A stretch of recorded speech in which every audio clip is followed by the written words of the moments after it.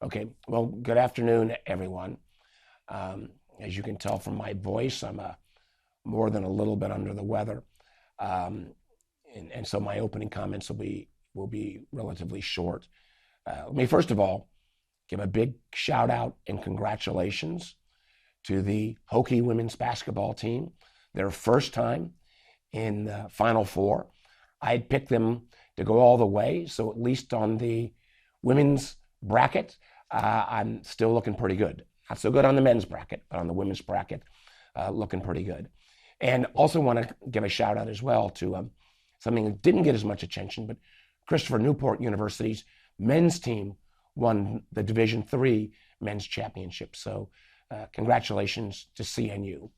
Let me hit on two topics very briefly, and then I'll be happy to take your questions. One of the things that the Senate moved forward on yesterday was reauthorizing two fire support programs. These are programs that help firefighters around the Commonwealth get equipment. A lot of the fire trucks and other things, equipment is very expensive at this point. Provide training, provide personal fire safety for their own person. Over the years, there have been 323 grants that have gone out to Virginia communities. And if you want to get to my team, they will be happy to talk about grants that have been given out in local communities in your market areas. I should say this was one that I think ended up being, at least the motion to proceed was 99-1. So when we get back from the Easter Passover break, I'm sure it'll pass overwhelmingly. Final issue I wanted to talk about, which is creeping up, and I'm still relatively optimistic, and that's the debt ceiling.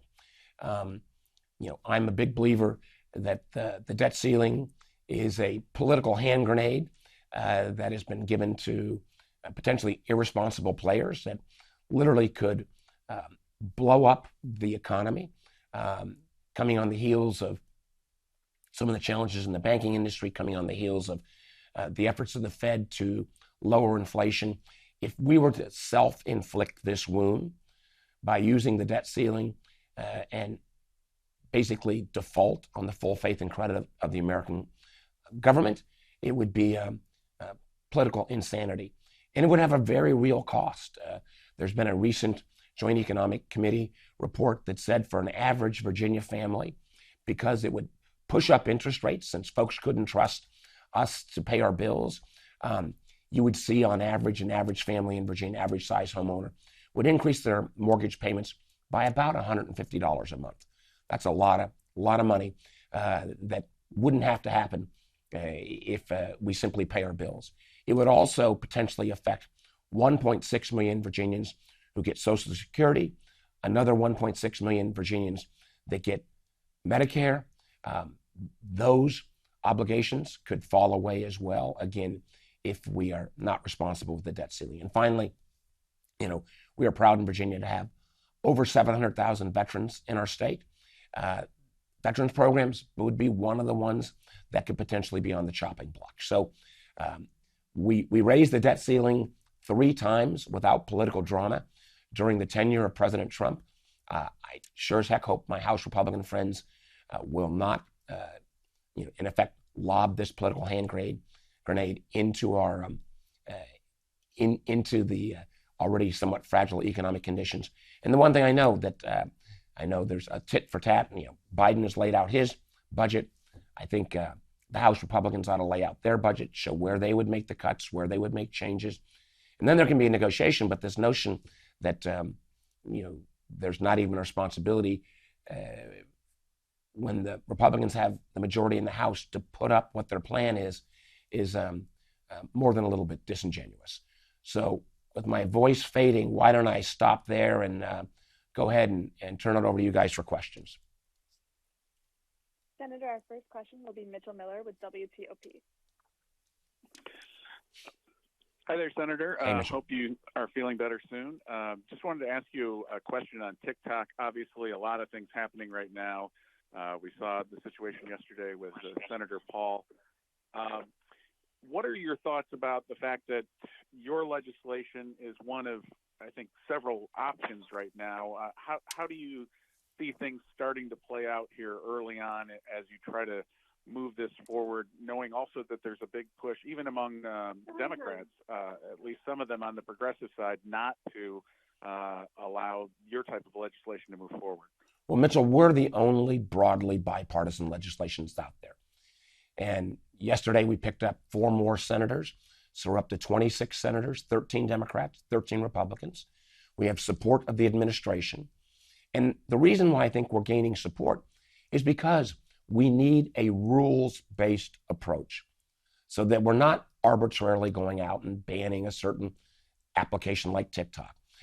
I've seen this from a national security perspective. As chairman of the Intelligence Committee, a few years back, we had concerns about Kaspersky, the Russian software company. More recently, we had concerns about the Chinese telecom companies, Huawei and ZTE. Now it's TikTok. We need a rules-based approach that would give the Secretary of Commerce ability to require divestiture up to ban or other tools to make sure that if there is proven, and it would still be incumbent upon the Secretary of Commerce to prove that this is a systemic national security risk. At the same time, we would still give TikTok its day in court. Some of these efforts that would just arbitrarily ban the app would not give TikTok its legal rights. And there are higher standards that have to be met when we're talking about a communications technology.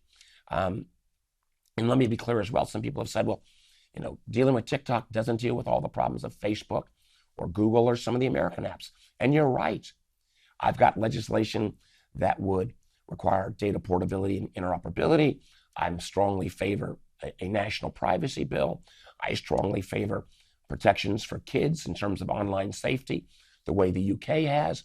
I've got legislation as well that would amend Section 230, the get out of jail free card for all social media apps that allows them to have no responsibility.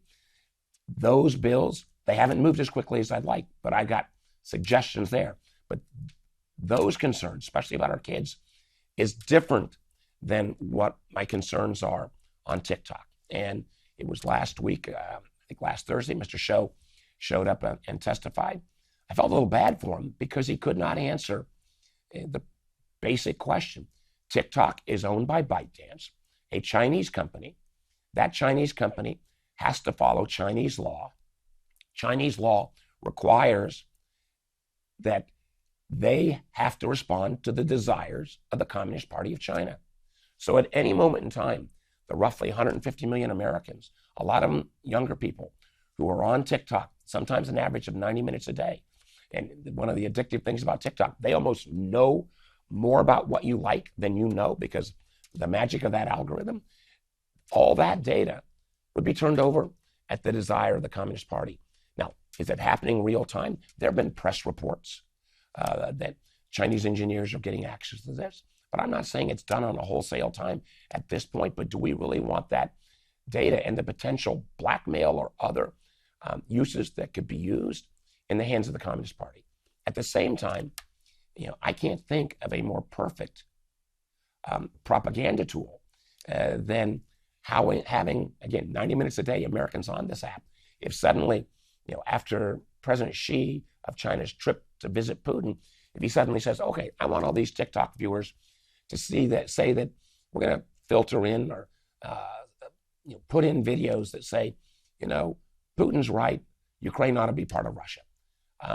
That is a powerful propaganda tool that would make, frankly, other efforts at misinformation and disinformation pale. And the last couple of comments here is, one, this is not just an American phenomenon. India has already banned TikTok. Canada, the Brits, the EU has banned it off of government phones.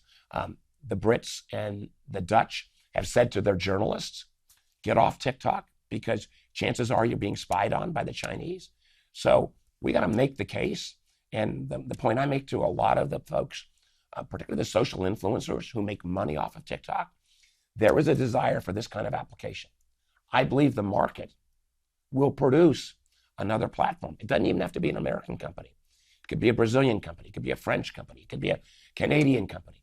But we need to make sure that the propaganda potential and the data manipulation angle that TikTok falls under because of Chinese law, I believe that is a national security threat.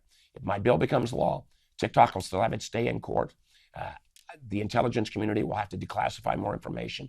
And I think it'll be easy to make that case. And I think you're already seeing, even though you've got some folks who are advocating, the vast majority of members in both parties, and increasingly the percentage of Americans who think this is a concern, at least based on the data I've seen, rises virtually every week. Senator, our next question will be from Ethan Estrom with WHSV. Hi, Senator Warner. Thank you for your time. So many people who have read the Restrict Act say that the language of the bill is very vague and gives the federal government, specifically the Secretary of Commerce, too much power. What do you say to people who call this bill, who say that this bill is essentially an open door to unrestricted government censorship of the internet? I categorically reject that. The bill is clear that the Secretary of Commerce would have to prove with data, with information, that there is a systemic risk from any of these applications. And again, we're talking about TikTok today. I'm particularly concerned what happens if China were to dominate the artificial intelligence field. It is also clear that it would not affect any individual user. If somebody got on a VPN and tried to get around the rules to get TikTok, or somebody had it still on their device, there is no ability to have any personal penalty. This is directed at companies, and it is the burden of proof lies on the Secretary of Commerce to make the case. There are people that, in particularly one network in particular, that's decided that they want to, make attacks that are based totally with false information. And if there are ways that we can make the language more explicitly clear, that's why you have a legislative process. But we ran this by a number of legal scholars because we wanted to make clear that this would not affect anyone's personal use, regardless of what the Secretary of Commerce did. Senator, our next question is Danielle Theta with WTKR. Hi, Senator. How are you? I'm so sorry to hear that you're not feeling very well today. Oh, thanks. This is my question to you. What do you make of the most recent Nashville mass shooting? Do you think that a red flag law would have prevented it? And can you speak on a possible bipartisan proposal to reduce gun violence in the United States, similar to the laws that Virginia has? I think we've struck the right balance in Virginia. And I think we desperately need a red flag law. I think we need to do more. I think we ought to ban, as we did in the past, assault weapons, weapons of war. There's press now showing that both right-wing groups and left-wing groups, I think the Washington Post got a cover story on it today, are starting to train on these weapons of war for potential political purposes.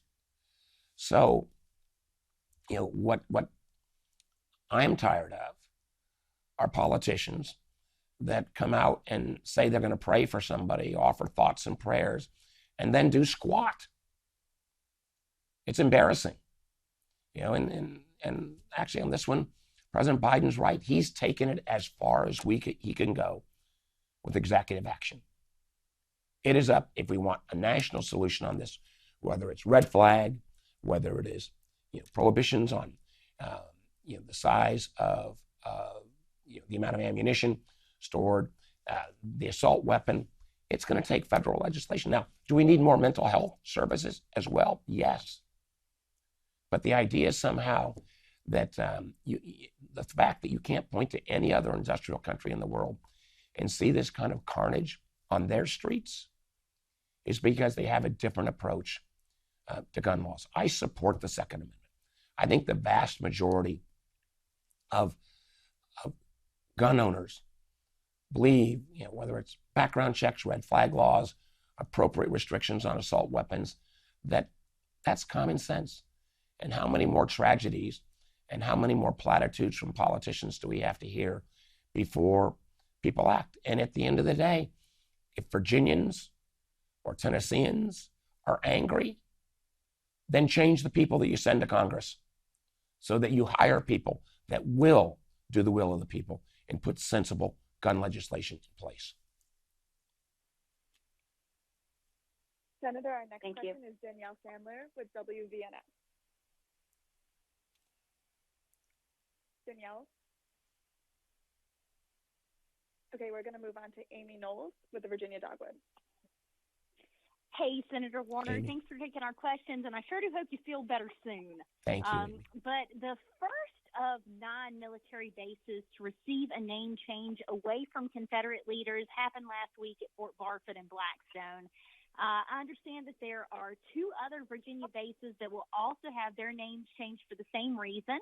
So I wondered if I could get your thoughts on that, especially with these changes occurring over 150 years after the Civil War ended. Well, again, I've not followed. I know some of these bases have gone through listening sessions and others, and there are challenges. But my friend Tim Kaine, said it best, and I'm going to paraphrase him, Amy. But we were at a name changing or a naming of a building down at University of Virginia, named after my dear friend John Warner, and the building had a prior name. And Tim, I won't quote the Bible verses, but talked about the fact that in the Christian faith we believe that God gave man the ability to name things, and Adam and Eve did that. And what Tim was able to say is that that at some point in time, and he didn't weigh in on the particulars, that a name might be appropriate, but as times change, and we reflect on our history, the notion that names change, and how we commemorate and how we acknowledge individuals' role and contribution to our history changes as well. I know this is a difficult process. I know people feel very strongly on both sides, but I do think it is appropriate, particularly when we're talking about military bases, that they shouldn't be named after individuals who literally rose up in arms against the American military. So the process, I hope, will be done with as much sensitivity as possible. I am not doing nearly as good a job. I hope, Amy, you would ask Senator Kaine on the next one of his, because he frankly put it in a way that I found much more compelling than virtually any of the other arguments I'd ever heard before. And I didn't do that good a job just now explaining his compassion and his sensitivity to the issue. Senator, our last question will be from Victor with MarketWatch. Hi, Senator. Hey. For the Restrict Act, you just said you're up to 26 co-sponsors for the Restrict Act, if I heard that right. Right. I'm wondering if those senators were the easy senators to get, and now it'll get tougher. No, it's actually, well, Victor, right? that's a great question. One of the things, we've got a number of additional Democratic senators, so I think we'll be able to sign on. I'm trying to do this on a 2-by-2 basis. But for example, the last 2 senators we signed on were my friends Mike Crapo from Idaho and John Bozeman from Arkansas. They are very much viewed as, staunch conservatives. So yes, we have Mitt Romney and Susan Collins, but we also have folks like Mike Crapo and John Bozeman. And I think the reason is that people are looking not for a kind of one-off whack-a-mole approach, but for a rules-based approach that'll apply not only potentially to TikTok, but to other foreign technologies that come from places like China and Russia that pose a national security risk. I think we're going through a fundamental transformation.